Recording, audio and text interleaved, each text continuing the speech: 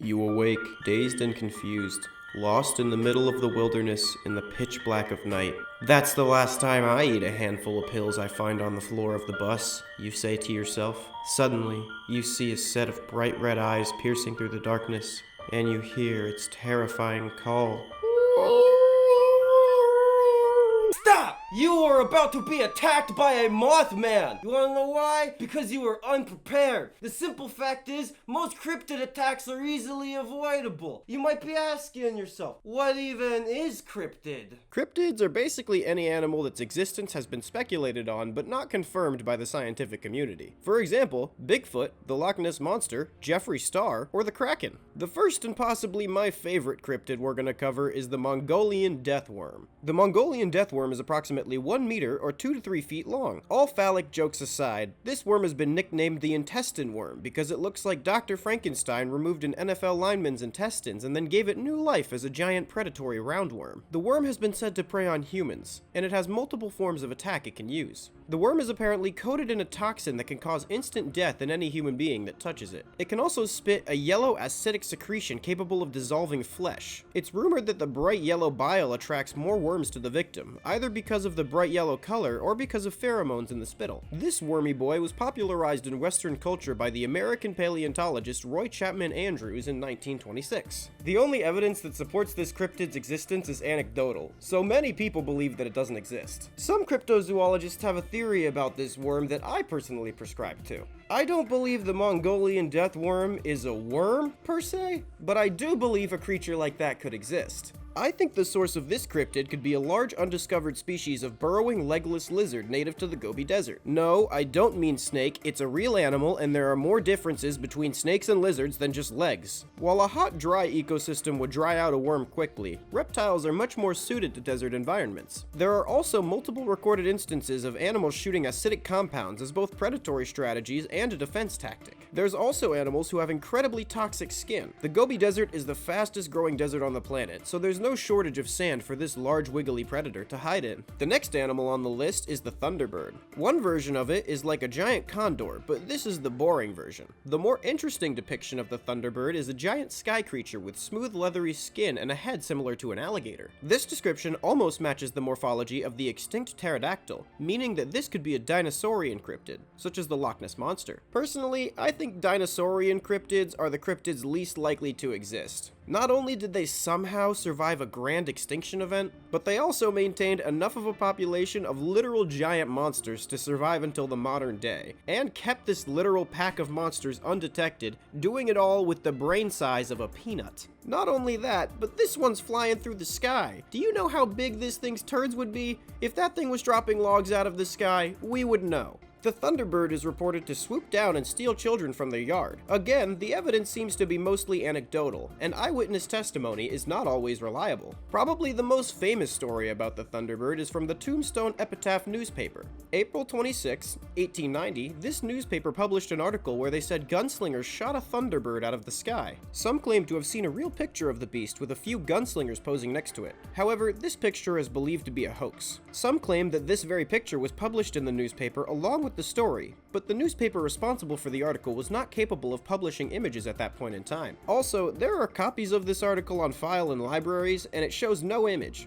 Later around the 1920s, one of the ranchers involved in the Thunderbird story spoke out and said that the newspaper sensationalized the story. Apparently, how it really went down was him and the others were chasing the creature and the horses became spooked by it, and the creature got away. They never actually shot it down. Like all timeless classics, the moral of this story is just as applicable today as it was back then. That being, everything you hear on the news is at best exaggerated to scare you, and at worst, a complete lie. When you hear the phrase goat sucker, what unholy idea arises in your little degenerate brains? Whatever it is, get that thought out of your head, you disgust me. It's the Spanish to English translation for chupacabra. This cryptid gained notoriety in Texas, Central South America, and Puerto Rico when the bodies of livestock began to pile up, all mysteriously drained of blood. The rumor is that the chupacabra gives other animals such a big zuck that they don't have any blood left. There are two popular depictions of the chupacabra, one in which it's half dog, half kangaroo with leathery skin, and one where it's a bipedal hairless gremlin thing with glowing red eyes and sharp fangs. Some theorize it may be a bizarre species of undiscovered hairless canine, but some scientists have another theory.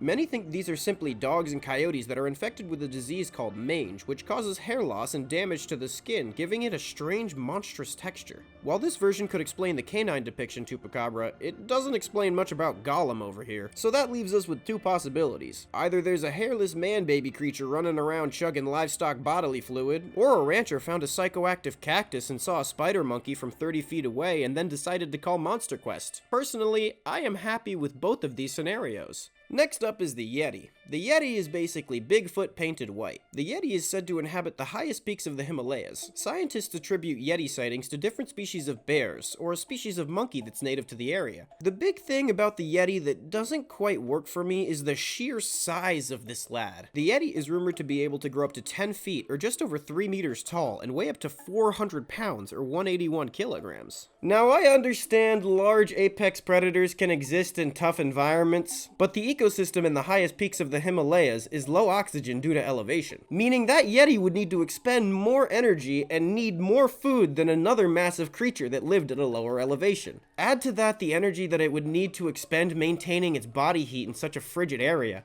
and I'm not sure there would be enough food for a creature of that caliber. If this creature existed at its rumored size, it most likely wouldn't stay up at the top, and at the very least would need to venture down to more observable areas in search of food, which in all likelihood would lead to its discovery. Another primate cryptid that's more likely to exist than the Yeti, in my opinion, is the skunk ape. The skunk ape is what happens when a mommy orangutan and a daddy Florida man love each other very much, so much that they commit a crime against nature. The skunk ape is a large bipedal primate famous for its powerful stench rumored to live in the Everglades. It just so happens that I am currently close enough to the proposed native environment of this cryptid to go investigating, so I went to a place that calls itself the Skunk Ape Research Headquarters. Upon arriving, I noticed the multiple statues of the skunk ape, all for some reason missing hair around its chest raisins. Interesting. After I checked out some of the reptiles they had chilling there, like a baby alligator and a gigantic snake that could easily swallow a small child, I directed my gaze towards a cast of what is claimed to be a skunk ape footprint.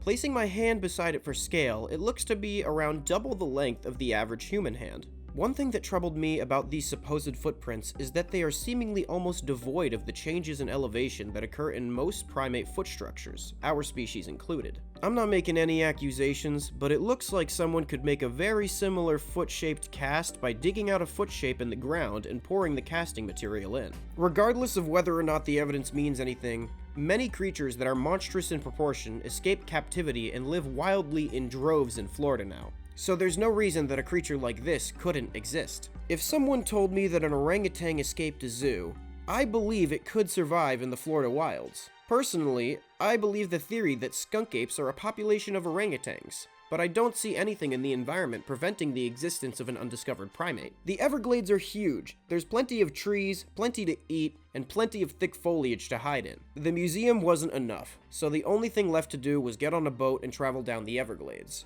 While on the journey, what stood out to me most was the thick foliage on all sides. This definitely looked like it could hide a creature of that size. I saw a lot of big animals and lots of places to hide, but upon first examination, I had not found any trace of the skunk ape. I asked our guide if he believed in the skunk ape. He said he did. But if a guide working for that place said he didn't, that'd be bad for business, so that was the expected response regardless. After the tour, I was kinda disappointed that I didn't see the skunk ape on account of it might not exist. After re-examining the footage, I noticed something strange. You hear that sound that I catch right at the end of the turtle jumping into the water? Well, that sound could probably be explained by something rational, but that's stupid. I'm telling you that this is the skunk ape. On the next clip I took, I noticed it.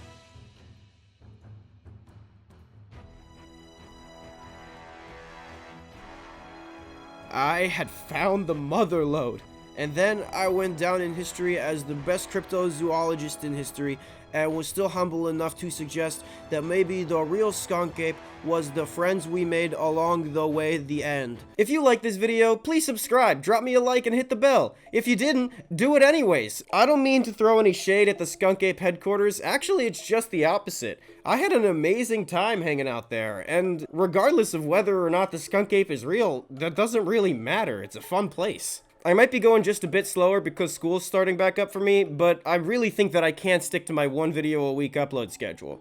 Trust me, I love making these videos, and I'm not going to be pulling a grade A under A or salmonella anytime soon. As always, like, 7 at the bell, and I will see you all in hell. Bye.